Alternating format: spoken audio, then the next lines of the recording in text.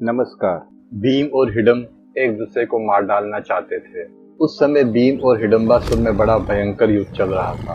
वह दोनों एक दूसरे की भुजाओं को मरोड़ते, चंगाओं को घुटनों से दबाते हुए दोनों एक दूसरे को अपनी ओर खींचते थे। इसके बाद बड़े जोर से गरजते हुए परस्पर एक दूसरे पर प्रहार करने लगे, मानो दो चट्टानें आपस में टकरा रही हों। उन दोनों की भारी गर्जना से पांडव माता सहित जाग उठे। उन्होंने अपने सामने खड़ी हुई हिडम्बा को देखा। हिडम्बा का अलौकिक रूप देखकर पांडव माता सहित बड़े आश्चर्य में पड़ गए। कुंती ने उसकी रूप संपत्ति से चकित होकर और उसकी ओर देखकर उससे संतावना देते हुए मधुर वाणी में इस प्रकार धीरे से पूछा, देव कन्या जैसी कांति वाली सुंदरी, तुम कौन हो और किसकी कन्या हो? तुम किस काम से यहाँ आई हो और कहाँ से आई हो? यदि तुम इस वन की देवी या अप्सरा हो, सब मुझे ठीक ठीक बता दो। साथ ही ये भी कहो कि किस काम के लिए यहाँ खड़ी हो। हिडम्बा बोली, ये विशाल वन जो आप देख रही हैं, वह राक्षस हिडम का और मेरा निवास स्थान है। महाभागे, आप मुझे राक्षस राज हिडम की बहन समझे। मेरे भाई ने आपकी और आपके पुत्रों की हत्या करने की इच्छा से भेजा था। उसकी बुद्धि बड़ी क्रूरतापूर्ण है। उसके कहने से मैं यहाँ आई, पर स्वयं किसी आभा वाले आपके महाबली पुत्र पर मेरी दृष्टि पड़ी। उन्हें देखते ही समस्त प्राणियों के अंतःकरण में विचरने वाले कामदेव से प्रेरित होकर मैं आपके पुत्र के वश में हो गई। इसके बाद मैंने आपके पुत्र को पति रूप में वरण कर लिया और इस बात के लिए प्रयत्न किया कि उन्हें तथा आप सब लोगों को यहाँ से साथ लेकर अन्य स्थान में भाग चलूं। परंतु आपके पुत्र की स्वीकृति न मिलने पर इस कार्य में सफल ना हो सकी।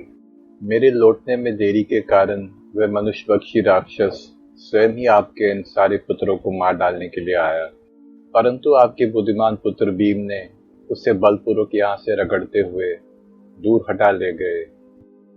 देखिए, युद्ध में पराक्रम दिखाने वाले वह दोनों मनुष्य और राक्षस जोर जोर से गरज रहे हैं और एक दूसरे पर अपना बल आजमा रहे हैं। वैशंपायन जी कहते हैं, जन्मजय। हिडम्बा की ये बात सुनते ही युधिष्ठिर उछल कर खड़े हो गए। अर्जुन, नकुल और सहदेव ने भी ऐसा किया। इसके बाद उन्होंने देखा कि वह दोनों प्रचंड बलशाली शेरों के भांति आपस में भिड़ गए हैं और अपनी अपनी विजय चाहते हैं। दोनों एक दूसरे को घसीट रहे हैं। एक दूसरे को भुजाओं में भरकर बार बार खींचते हुए उन दोनों योद्धाओं ने धरती की धूल को धुएं के समान बना दिया। दोनों का शरीर पृथ्वी की धूल में सना हुआ था। दोनों ही पर्वतों के समान विशालकाय थे। भीमसेन को राक्षस द्वारा पीड़ित देखकर अर्जुन धीरे से हंसते हुए बोले, भैया भीमसेन, अब तक हम लोग नहीं जानते थे कि तुम भयंकर राक्षस से भिड़कर अत्यंत परिश्रम के कारण कष्ट पा रहे हो। अब मैं तुम्हारी सहायता के लिए उपस्थित हूँ। इस राक्षस को अवश्य मार गिराऊंगा। नकुल व सहदेव माता जी की रक्षा करेंगे। भीमसेन ने कहा, अर्जुन, तटस्थ होकर चुपचाप देखते रहो।